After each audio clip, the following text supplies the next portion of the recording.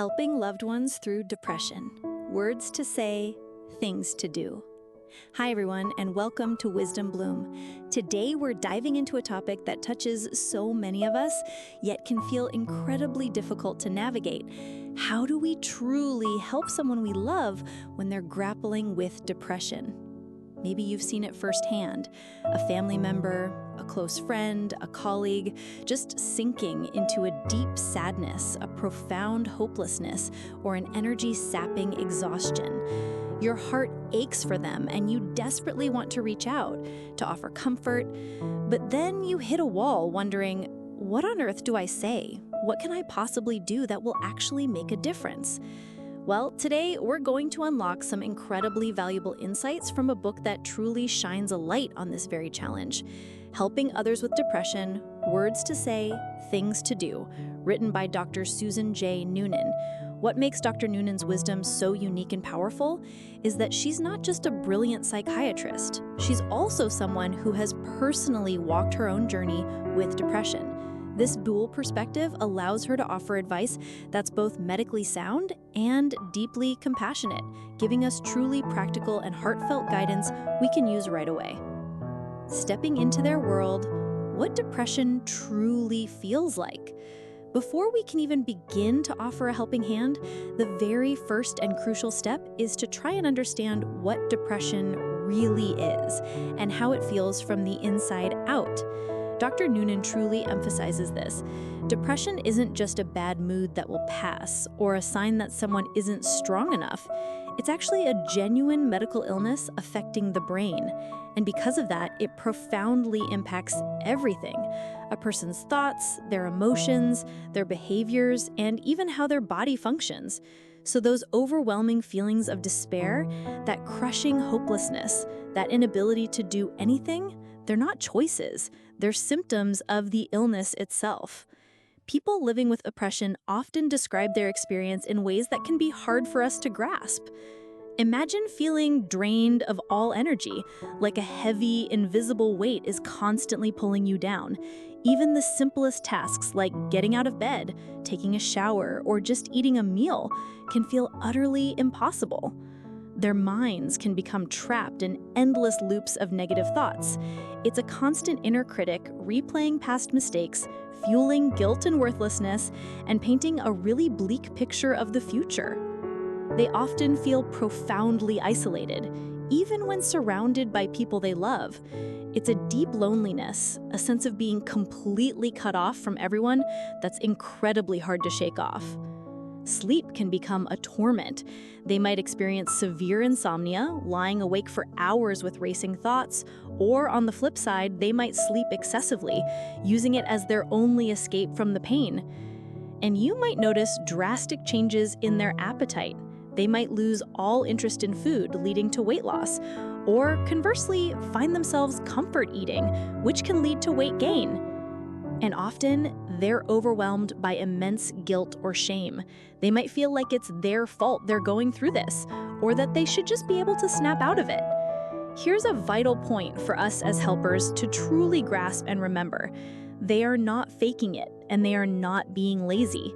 Seriously, understanding this simple yet fundamental truth is the most important first step. It instantly shifts our entire perspective from judgment to genuine compassion, opening the door for real support. What to say? Words that truly heal. Now, let's talk about communication. Talking to someone with depression can feel incredibly delicate, like walking on eggshells. The wrong words, even if we mean well, can unintentionally cause more harm. But the right words, delivered with genuine empathy, can become an incredibly powerful source of comfort and validation. Dr. Noonan gives us clear guidance on what to say and, just as importantly, what to avoid. Here are words you absolutely should say and genuinely mean them from the heart. I'm here for you, or I'm always ready to listen. These simple phrases offer such unwavering support. They truly reassure someone that they're not alone. And remember, being ready to listen doesn't mean you need to fix their problems. Often just truly listening without judgment is more than enough. Imagine saying, "Hey, I just wanted to let you know I'm here for you. No pressure to talk, but if you ever feel like it, I'm genuinely ready to listen. I'm really worried about you. Or I can see you're going through a really tough time right now. How are you really doing? This isn't your fault, or it's an illness, not a weakness. This is so crucial for helping them release that immense guilt and shame they often carry, reassuring them that depression is a real medical condition, just like a physical illness, can be incredibly freeing for their mind. Imagine saying, "Please know that what you're going through is absolutely not your fault. Depression is an illness, and it's not a sign of weakness. Is there anything I can help you with right now?" Offer concrete, specific assistance, but always let them choose. Vague offers can be overwhelming for someone with no energy. Instead of just saying, "Let me know if you need anything," try, "I'm heading to the grocery store. Can I grab you anything?" Or maybe, "Would you like me to just sit here quietly with you for a bit?" "We'll get through this together." This phrase truly conveys your unwavering commitment to staying by their side through this long journey. Recovery often takes time, and knowing they have a steadfast ally can be immensely reassuring. Imagine saying, "It might feel overwhelming right now, but I want you to know we'll navigate this path together, one step at a time."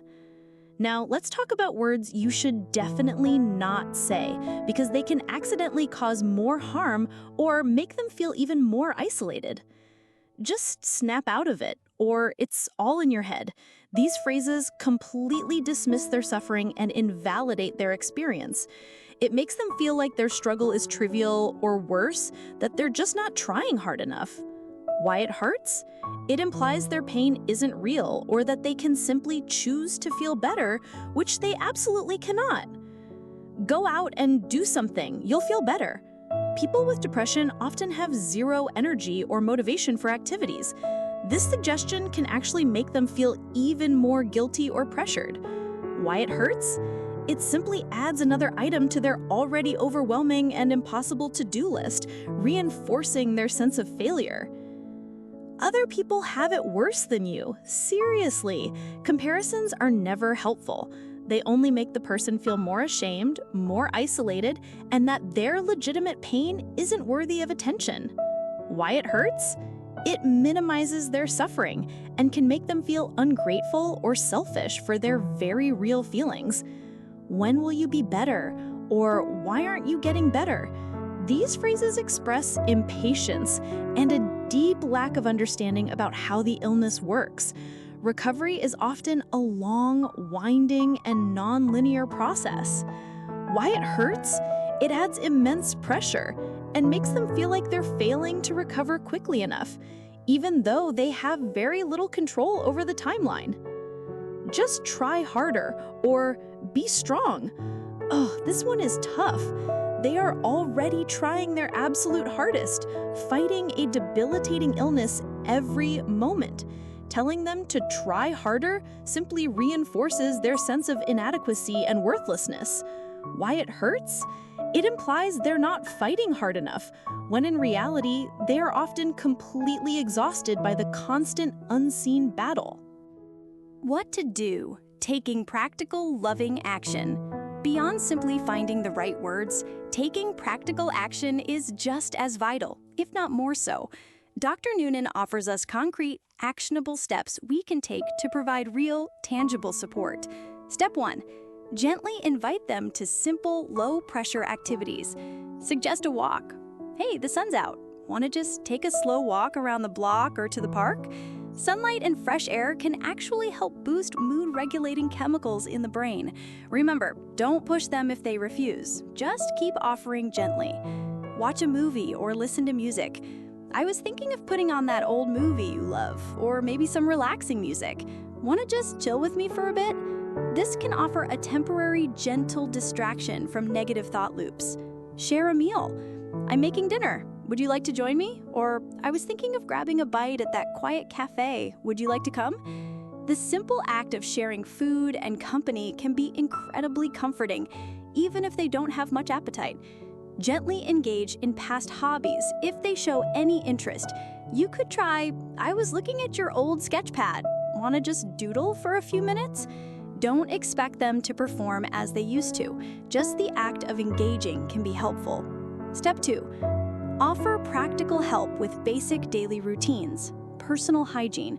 Sometimes individuals with depression simply lack the energy to shower, brush their teeth, or change clothes. You might gently suggest it or even offer practical assistance without making them feel ashamed. Example, I'm heading to the grocery store. Can I pick up anything for you? And hey, would you like to put on some fresh clothes before we go? I can help you find something comfortable.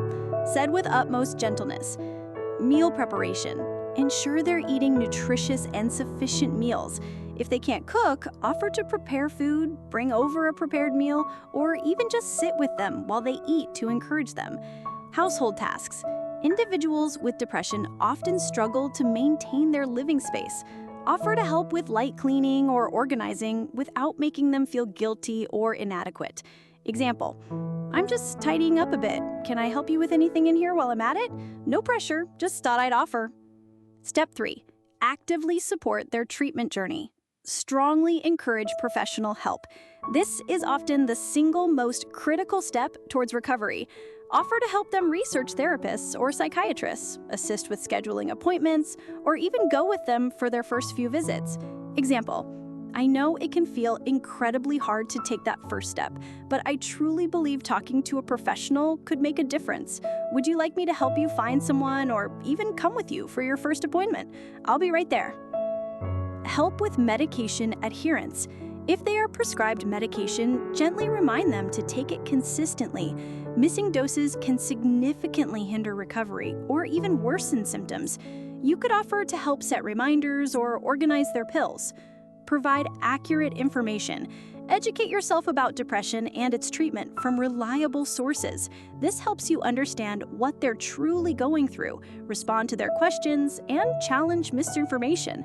Step 4, and most crucially, take care of yourself. This absolutely cannot be overstated. Supporting someone with depression demands an immense amount of emotional and mental energy. Dr. Noonan powerfully highlights that caregivers are at a very high risk for experiencing their own burnout and developing mental health challenges. Prioritize your own self-care. Make dedicated time for your own rest, relaxation, and activities that genuinely bring you joy and help you recharge. Remember that powerful analogy? You simply cannot pour from an empty cup. Seek your own support. Find a trusted friend, family member, or even a therapist with whom you can openly and honestly share your own feelings and struggles. You absolutely do not need to try to carry this burden alone. Don't blame yourself. If your loved one's condition doesn't improve quickly, or if they have setbacks, it is not your fault. Depression is a complex illness, and recovery is often a long, winding, and unpredictable road. Helping a loved one through depression is undoubtedly a challenging journey, but it is also one filled with profound meaning and the potential for deep connection. Your love, your profound understanding, and your unwavering patience are truly the most powerful tools you possess to help them navigate this incredibly difficult time. We truly hope the insights from Dr. Susan J. Noonan's Helping Others with Depression, Words to Say, Things to Do, have provided you with valuable guidance and a deep sense of empowerment today. If you found this video helpful, please give it a thumbs up, share it with someone who might benefit, and subscribe to Wisdom Bloom for more insights that will help your life flourish with wisdom. We'll see you in the next video.